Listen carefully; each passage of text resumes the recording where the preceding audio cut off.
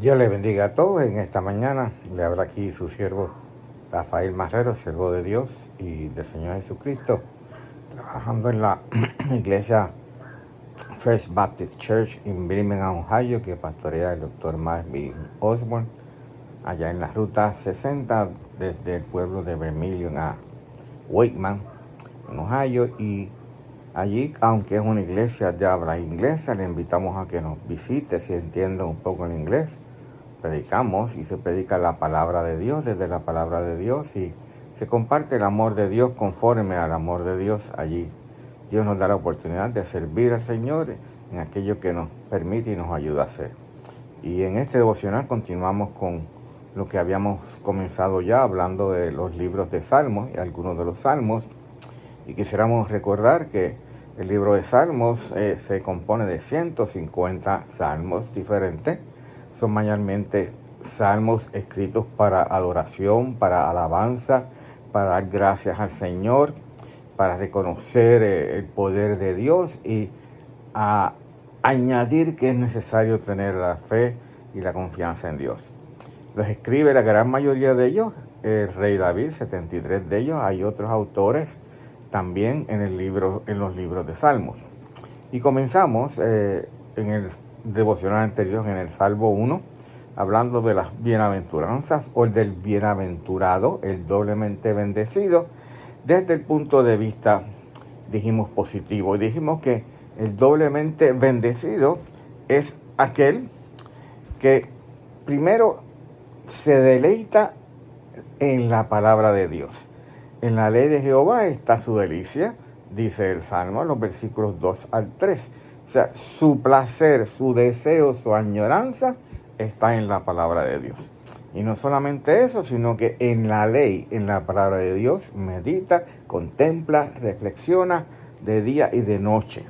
Esa es su fuente de reflexión primaria, esa es su fuente de meditación primaria, esa es su fuente de contemplar la vida desde la palabra de Dios misma. ¿Y cuál es el fruto entonces de que en la palabra de Dios esté nuestra delicia y que meditemos en ella de día y de noche?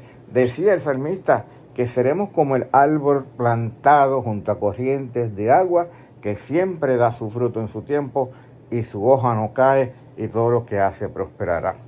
Cuando nuestras raíces están en la palabra de Dios, alimentándonos como el árbol que está junto a las aguas del río, se alimenta de las aguas del río, y nosotros nos alimentamos de la palabra de Dios, entonces seremos como esos árboles, siempre prosperando espiritualmente en nuestra vida, siempre prosperando en las fases necesarias que tenemos que prosperar y siempre dando fruto positivo, fruto a su tiempo, para la gloria y la honra del Señor. También este salmo trae un concepto que lo vemos a través de la palabra de Dios. Este salmo trae el concepto de los dos caminos. El camino del justo o la senda de los malos o pecadores o escarnecedores, como lo llama el salmista desde el versículo 1. El camino de los justos o la senda de los malos, de los pecadores, de los escarnecedores. Y pecadores en el término de la palabra del impío, que no vive piamente, conforme y siguiendo a Dios y a su palabra. Y hemos dejado claro anteriormente que el justo solamente es aquel que ha creído en Cristo como Señor y Salvador, como dice la palabra en Romanos 5:1. Justificados pues por la fe, tenemos paz con Dios por medio de nuestro Señor Jesucristo. De nuevo, ¿quiénes son los justos? Aquellos que han creído en Cristo como Señor y Salvador. Justificados pues por la fe, tenemos paz para con Dios por medio de nuestro Señor Jesucristo. Y este es el concepto de los dos caminos, el concepto de los justos y el concepto de los que no siguen a Dios. Lo encontramos en el libro de Salmos y lo vamos a ver a través de los otros libros de poesía, como se llaman, en Proverbios, en Eclesiastés, en el libro aún de Job. Vamos a ver en el Antiguo Testamento y aún en el Nuevo Testamento vamos a seguir viendo ese concepto. Recordemos las palabras del Señor Jesús cuando estaba en el sermón, en el monte, dando su sermón a sus discípulos y a toda una audiencia que lo estaba escuchando, el Señor Jesús dijo: entrad por la puerta estrecha, porque ancha es la puerta y espacioso el camino que lleva a la perdición, y muchos son los que entran por ella. Puerta estrecha, anchoso y espacioso el camino que lleva a la perdición. Versículo 14, porque estrecha es la puerta y angosto el camino que lleva a la vida, y pocos son las que la hallan. Estrecho el camino que lleva a la vida, espacioso el camino que lleva a la perdición.